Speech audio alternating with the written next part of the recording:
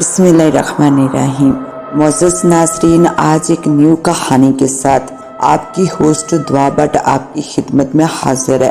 رات کا اندھیرا پھیلتے ہی نوجوان اپنے دوست سے بولا، دوست اٹھو اور آگے اپنے قدم بڑھاؤ۔ آج رات کا کام یا تو ہمیں کامیاب کر دے گا یا پھر بالکل تباہ کر دے گا۔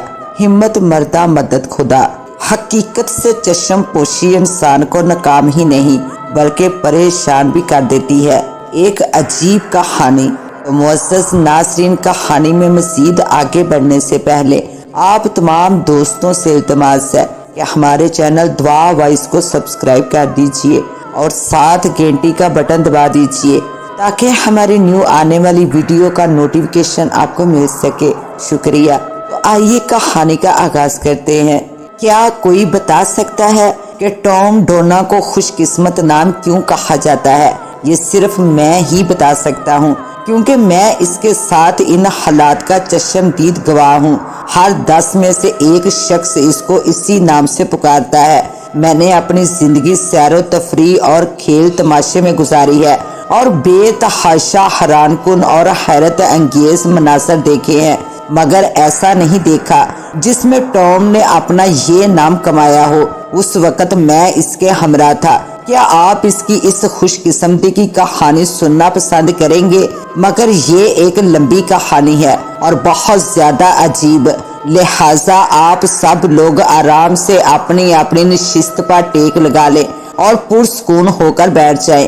اتنی دیر تک میں اس کو اپنے ذہن میں دہرا لوں۔ یہ بہت عجیب کہانی ہے، پریوں کی داستان سے بھی زیادہ عجیب، جو آپ اور میں سب نے اپنے بچپن میں سن رکھی ہیں، مگر ان کے مقابلے میں یہ سچی ہے۔ اس کا ایک ایک حرف سچا ہے۔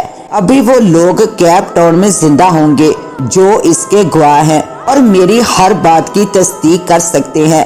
یہ کہانی آگ کے الاؤ کے گرد جنگلوں میں اور ہیرو کے کانوں میں بھی سنائی گئی ہے۔ مجھے یاد آ رہا ہے، میں نیا کالج میں داخل ہوا تھا اور ٹام میرا ساتھی طالب علم تھا۔ وہ وقت معاشی لحاظ سے بڑا غریب تھا۔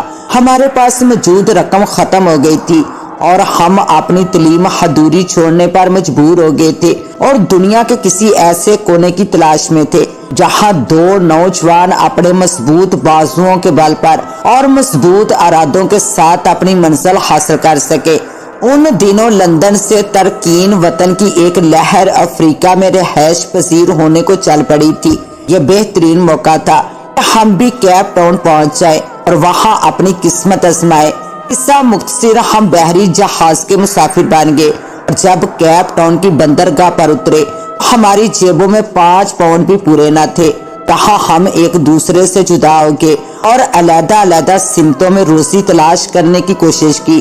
ہم نے بہت ہاتھ پاؤں مارے، اونچ نیچ کا سامنا کیا، مگر جب 3 سال کے بعد قدرت ہمیں افریقہ کے بلائی علاقوں میں پھر ایک دوسرے کے سامنے لے آئی تو مجھے یہ کہنے میں کوئی جھجک نہیں کہ ہم جن حالات میں جدا ہوئے تھے اب دوبارہ ملاقات کے وقت وہ حالات زیادہ خراب ہو چکے تھے۔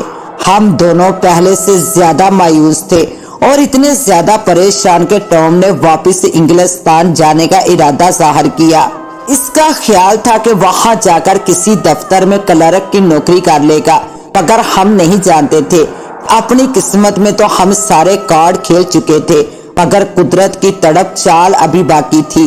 ہم اس وقت جس علاقے میں رہائش پذیر تھے وہ کافی دور دراز اور ویران تھا، جن سیاہ فام جنگلی باشندوں کے حملے کے پیش نظر پوری طرح سے مورچہ بند اور محفوظ بنایا گیا تھا۔ ٹام اور مجھے رہائش کے لیے جنگل کے کنارے ایک پوشیدہ کیبن مل گیا تھا، مگر ہمارے پاس سامان کے نام پر کچھ نہ تھا اور نہ ہی حفاظت کے لیے سوائے ایک پرانے سے ریوالور کے کوئی ہتھیار نہ تھا، مگر اس کی موجودگی نے تنہائی اور سیاہ فاموں کے خوف کو کم کر دیا تھا۔ کہاں ہم کوئی روزگار ڈھونڈ رہے تھے اور امید تھی کہ جلد ہی کوئی کامیابی ہوگی، مگر اسی آس میں یہاں ایک ماہ بیت گیا اور جو کچھ اثاثہ پاس تھا وہ خرچ ہوتا جا رہا تھا۔ جس رات کا واقعہ میں آپ کو بتانے جا رہا ہوں وہ مجھے آج بھی اچھی طرح یاد ہے۔ تیز آندھی چل رہی تھی اور بارش کی بوچھاڑ کھڑکی کے پرانے شیشوں سے خوفناک انداز میں ٹکرا رہی تھی۔ ہم نے آتش دان میں آگ جلا رکھی تھی جو سردی کی شدت کو کم کر رہی تھی۔ میں آتش دان کے قریب بیٹھا تھا جبکہ ٹام فرش پر مایوس انداز میں لیٹا ہوا تھا۔ خوش رہا کرو بھائی، کوئی نہیں جانتا کہ آگے اس کی قسمت میں کیا ہے، میں نے ٹام کو تسلی دینے کے لیے کہا۔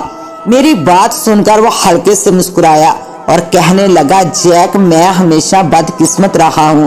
میں نے اس نفرت انگیز ملک میں 3 سال گزارے ہیں۔ میں نے اس ملک میں آ کر فقیروں کو بھی دولت مند بنتے دیکھا ہے، مگر میں اسی طرح غریب ہوں جیسے میں نے پہلے دن یہاں اس سرزمین پر قدم رکھا تھا۔ جیک، اگر تم اپنی قسمت آزمانا چاہتے ہو تو تمہیں میرے جیسے بد قسمت شخص سے دور رہنا چاہیے۔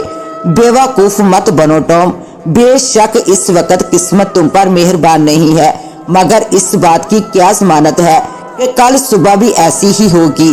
ہو سکتا ہے خوش قسمتی اس دروازے کے باہر تمہاری منتظر ہو۔ ابھی میں نے یہ الفاظ ادا ہی کیے تھے کہ ایک دھماکے سے کیبن کا دروازہ کھلا اور بارش کے پانی میں شرابور ڈاک اندر داخل ہوا۔ اس نے اپنے کپڑے جھاڑے اور ہمیں سلام کرنے کے بعد آگ کے قریب بیٹھ کر اپنا جسم اور کپڑے سکھانے لگا۔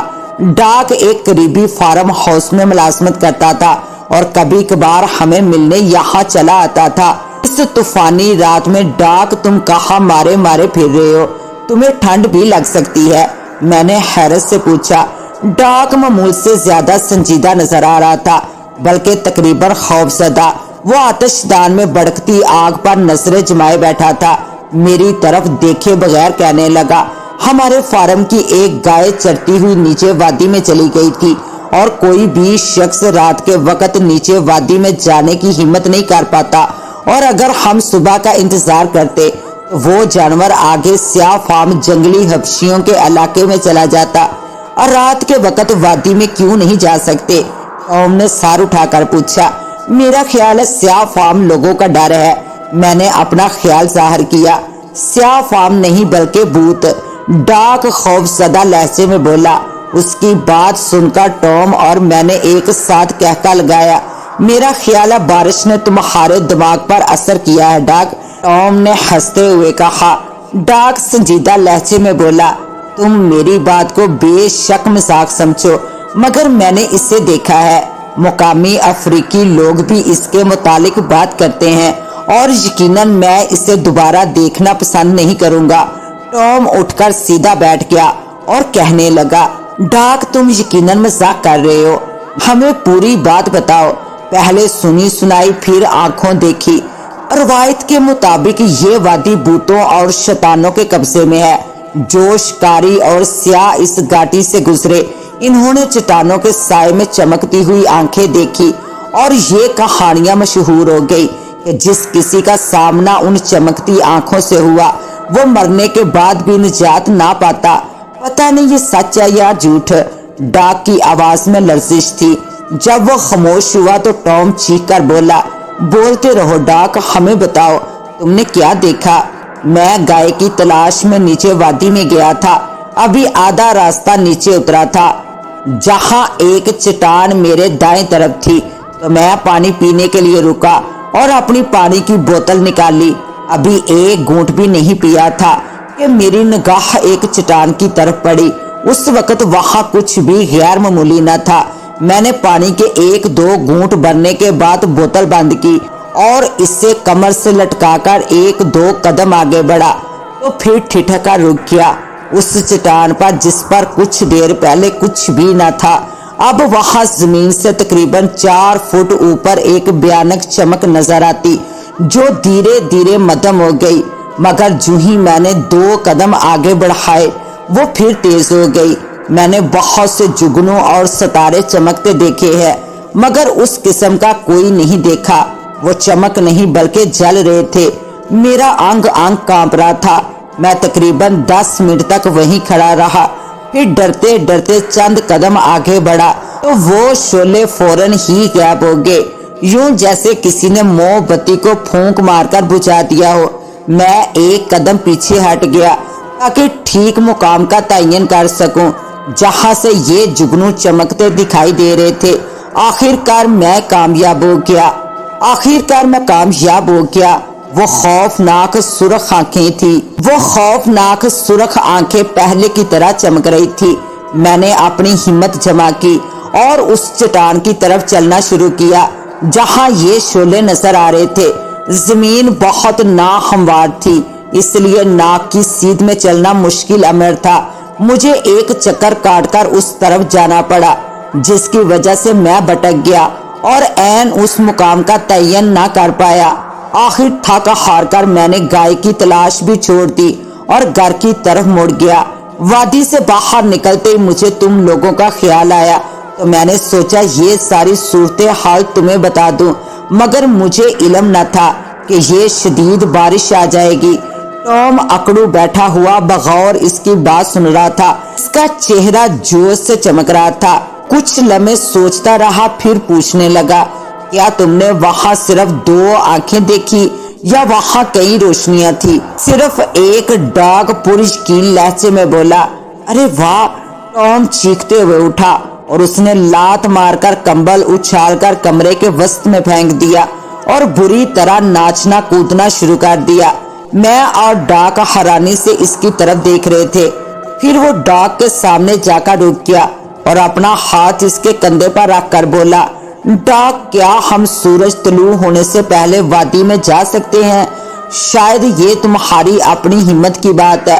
ڈاگ نے اس سے جواب دیا، ہم پرانے دوست ہیں ڈاگ، اور تم نے جو بات ہمیں بتائی ہے اس کا ذکر تم کسی اور سے نہیں کرو گے، کم سے کم 1 ہفتے تک نہیں کرو گے۔ تمہیں مجھ سے یہ وعدہ کرنا پڑے گا۔ ڈاگ کے چہرے پر ایسے تاثرات نمودار ہوئے جیسے وہ ٹام کو بیوقوف سمجھ رہا ہو۔ مجھے بھی ٹام کے اس رویے پر حیرت تھی، میں اس کو پاگل سمجھ رہا تھا۔ آخر کسی سے اس بات کو چھپانے کا کیا مطلب ہو سکتا ہے؟ میں تو ڈاگ کی اس بات کو گپ ہی سمجھ رہا تھا۔ ڈاگ کے جانے کے بعد ساری رات ٹام پرجوش رہا۔ اس کے جانے تک ٹام اس سے درخواست کرتا رہا کہ وہ اپنا وعدہ یاد رکھے اور اس سے اس مقام کی تفصیل جانتا رہا جہاں اس نے سلگتے شرارے دیکھے تھے۔ ڈاگ جب گیا تو صبح کے 4 بج چکے تھے۔ میں اپنے کمبل میں گھس گیا۔ اس وقت ٹام آگ کے پاس بیٹھا 2 چھڑیوں کو ایک دوسرے کے ساتھ جوڑنے کی کوشش کر رہا تھا۔ میں کچھ دیر اسے خاموشی سے دیکھتا رہا، پھر میری آنکھ لگ گئی۔ میرا خیال ہے میں تقریباً 2 گھنٹے سویا ہوں گا جب میری آنکھ کھل گئی۔ اس وقت بھی ٹام اسی حالت میں بیٹھا، اسی کام میں مصروف تھا۔ اس نے ایک چھڑی کو دوسری چھڑی کے سرے پر یوں باندھا تھا کہ انگریزی زبان کے حرف ٹی کی شکل بن گئی تھی، اور اب ایک چھوٹی لکڑی ان کے ساتھ خاص زاویے پر باندھنے کی کوشش میں تھا۔ وہ بہت خاموشی سے کام کر رہا تھا۔ سیدھی کھڑی لکڑی پر اس نے کچھ نشان بنا دیے تھے۔ اس طرح ایک عصا کی مدد سے اس کراس کو کسی بھی زاویے پر رکھا جا سکتا تھا۔ یہ دیکھو جیک، وہ چلایا، اس نے دیکھ لیا تھا کہ میں جاگ چکا ہوں۔ مجھے کوئی مشورہ دو۔ فرض کرو اگر میں کراس اس جلتی چیز کی سیٹ میں رکھتا ہوں اور اس جگہ اس کو جما دیتا ہوں تو جب دوبارہ مجھے اس جگہ کی نشاندہی کرنا ہو تو یہ میری مدد کرے گی یا نہیں؟ وہ قدرے پریشان اور نروس تھا۔ اس کا اندازہ اس بات پر ہوگا کہ وہ چیز کتنی دور ہے۔ اگر تم اسے رسی کے سرے پر باندھ دو آگے کی طرف تو تم اپنا مقصد زیادہ اچھی طرح حاصل کر سکو گے، مگر ٹام مجھے حیرت ہے، تم اس چیز سے کسی بھوت کا مقابلہ کیسے کرو گے؟ میرے دوست، یہ تم آج رات دیکھ لینا، جب میں اس کے ساتھ وادی میں اتروں گا تم میرے ساتھ آنا، مگر خیال رہے اس کے متعلق کسی کو کچھ نہ بتانا۔ تمام دن ٹام کمرے میں اپنے اوزاروں کے ساتھ کام کرتا رہا۔ اس کی آنکھیں چمک رہی تھی، گال سرخ ہو رہے تھے۔ اب شام اتر رہی تھی اور مجھے بھی عجیب قسم کا جوش محسوس ہو رہا تھا۔ شام کو تقریباً 6 بجے ٹام اچھل کر بیٹھ گیا اور اپنی بنائی ہوئی چھڑی تھام لی اور چیخا، چلو جیک، کونے میں پڑا لوہے کا راڈ اٹھا لو اور چلو اب ہم وادی میں چلیں گے۔ آج رات کا کام یا تو ہمیں کامیاب کر دے گا یا بالکل تباہ کر دے گا۔ اپنا پستول بھی ساتھ لے لو، اگر سیاہ فاموں سے ٹکرا ہو گیا تو تو یہی ہمیں بچائے گا۔ اس نے اپنا ہاتھ میرے کندھے پر رکھتے ہوئے کہا۔ ہم نے اپنی جیبیں ضروری چیزوں سے بھر لی اور وادی کی طرف چل پڑے۔ میں نے ٹام سے اس کا منصوبہ پوچھنے کی کئی دفعہ کوشش کی، مگر اس کا ایک ہی جواب تھا، جلدی کرو جیک، یہ وقت سوالات کا نہیں۔ کون جانے ڈاک اب تک کتنے لوگوں کو اپنے تجربے کے متعلق بتا چکا ہوگا۔ جلدی کرو ورنہ ہو سکتا ہے کہ کوئی ہم سے پہلے ہی وہاں پہنچ جائے۔ تقریباً 10 میل تک چلنے کے بعد ہم نے اپنے سامنے چٹان سے نیچے ایک گہری اندھیری کھائی دیکھی، اتنی گہری جیسے وہ جہنم کا دروازہ ہو۔ چٹانیں کئی 100 فٹ بلند تھی۔ ایک گھومتا ہوا راستہ نیچے کھائی کی طرف اترتا تھا۔ چاند چٹانوں کے اوپر چمک رہا تھا، اس کی وجہ سے کچھ اطمینان تھا۔ چٹانوں کی چوٹیوں کے سرے اونچے نیچے تھے اور ان کے نیچے گہرا اندھیرا تھا۔ کیا یہی ہے وادی؟ میں نے اس سے پوچھا۔ ہاں، ٹام نے مجھ سے جواب دیا۔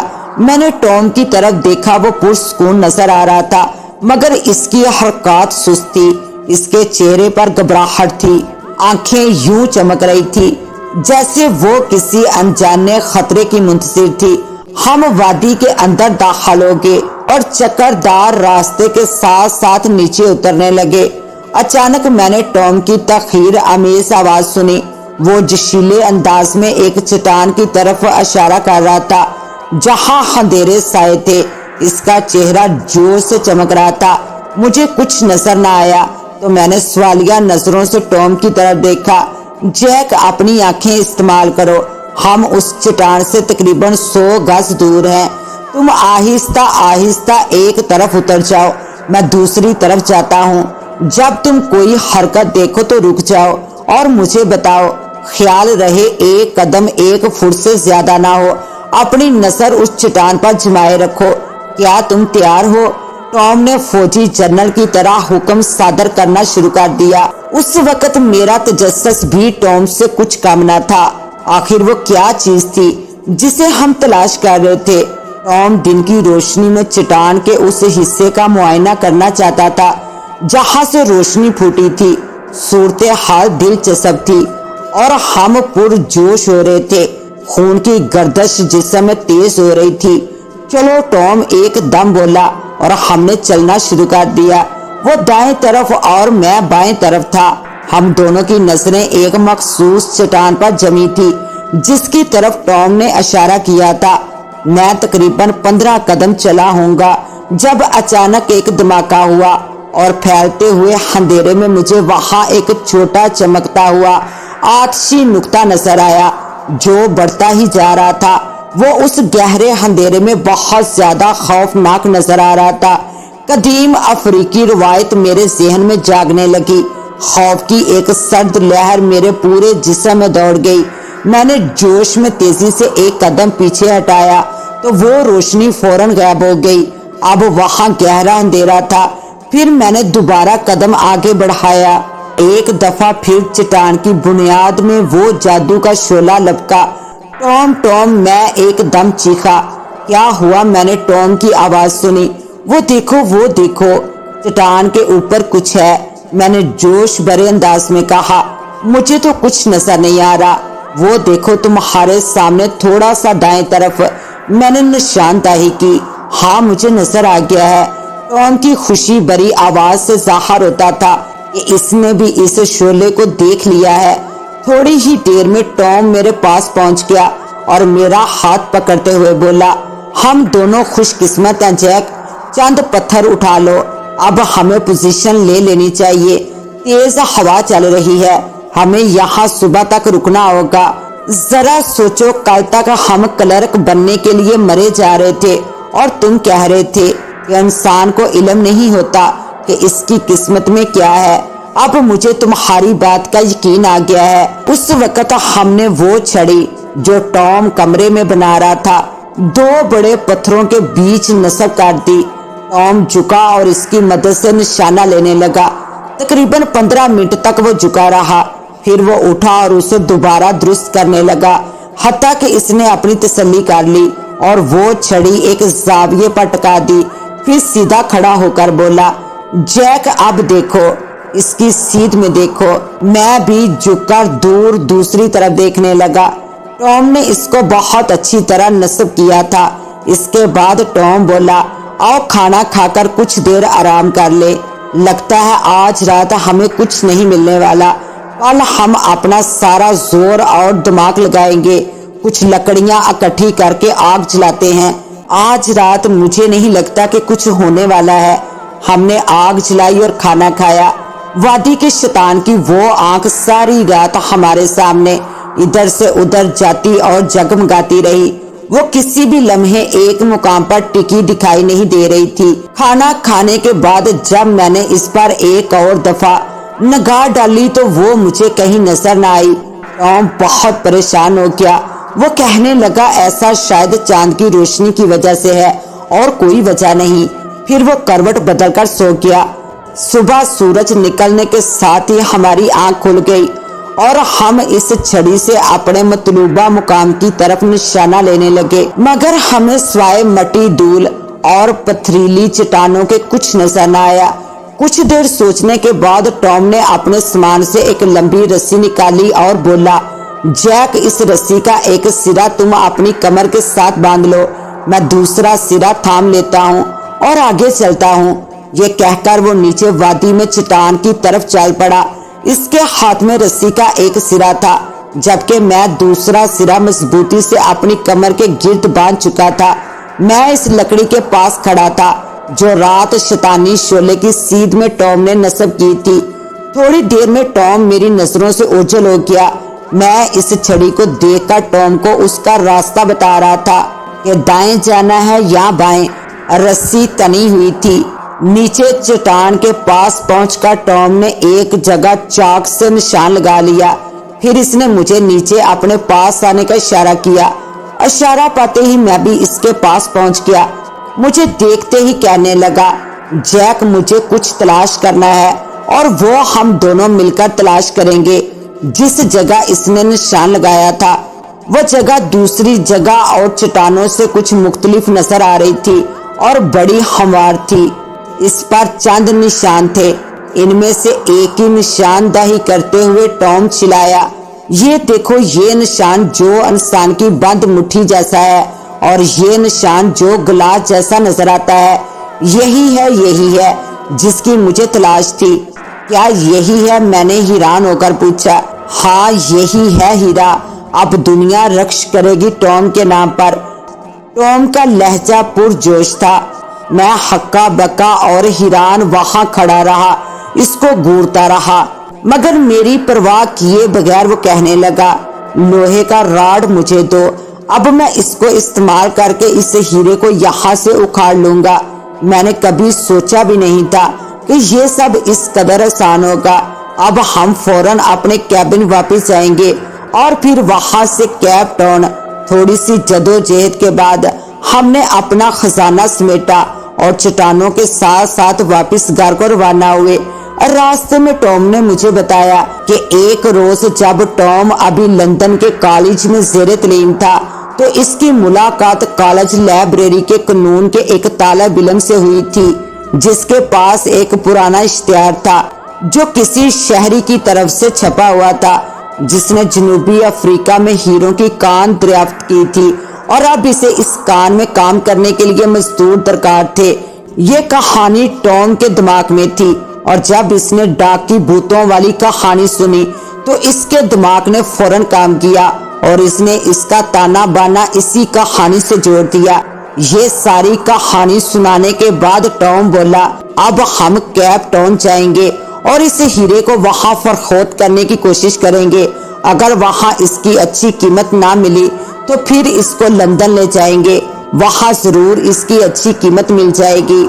اس سے پہلے کہ میں کوئی جواب دیتا ٹام کچھ سوچتے ہوئے دوبارہ بولا، ہمارے کیبن سے قریب ترین جو فرم ہے اس کا جو مالک ہے میرا خیال ہے ہم اس کے پاس جائیں، وہ ان چیزوں کا تجربہ رکھتا ہے اور ہمیں مشورہ دے سکتا ہے کہ ہمیں اس کی کتنی مناسب قیمت مل سکتی ہے۔ مجھے اس کی اس بات پر اعتراض کرنے کی کوئی وجہ نظر نہ آئی، اس لیے میں خاموشی رہا۔ ہم پہلے اپنے کیبن پہنچے، ساز و سامان وہاں رکھا، اور پھر اس فرم کے مالک کی طرف رخ کیا۔ جب ہم وہاں پہنچے اس وقت وہ دوپہر کا کھانا کھا رہا تھا۔ ہمارے آنے کی اطلاع ملتے ہی اس نے ہمیں اندر بلا لیا اور اپنے سامنے بٹھا لیا۔ ہم افریقی مہمانداری کے مزے لینے لگے۔ کھانا کھانے کے بعد جب اس کے ملازم برتن سمیٹ کر لے کے تو وہ رومال سے منہ صاف کرتے ہوئے بولا، ہاں اب بولو، تم لوگ شاید کوئی مسئلہ لے کر میرے پاس آئے ہو۔ اس کی بات کا جواب دینے کی بجائے ٹام نے رومال میں لپٹا ہوا ہیرا جیب سے نکالا اور اس کے سامنے کھولتے ہوئے بولا، کیا تم بتا سکتے ہو اس کی کیا قیمت ہوگی؟ فرینک نے اسے احتیاط سے اٹھا لیا اور گہری نظر سے اسے دیکھنے لگا۔ تھوڑی دیر بعد اس کو دوبارہ نیچے رکھ دیا اور بولا، اس خام حالت میں اس کی قیمت 12 شیلنگ فی ٹن سے زیادہ نہیں ہو سکتی، صرف 12 شیلنگ، اور وہ بھی فی ٹن۔ ٹام چلاتے ہوئے اپنی جگہ سے بے اختیار اٹھ کھڑا ہوا۔ اس نے ہیرے کو فوراً اوپر اٹھایا اور کہنے لگا، کیا تم نے دیکھا نہیں؟ یہ کیا ہے؟ یہ چٹانی نمک ہے۔ فرینک اطمینان سے بولا، چٹانی نمک یا ہیرا؟ ٹام کا چہرہ لال ہو رہا تھا۔ چکھ کر دیکھ لو اگر مجھ پر یقین نہیں۔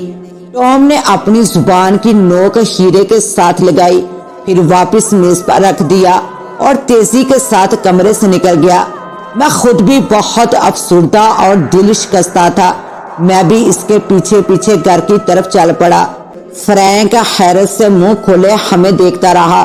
جب میں گھر پہنچا تو دیکھا کہ ٹام اپنے بستر پر چٹ لیٹا تھا۔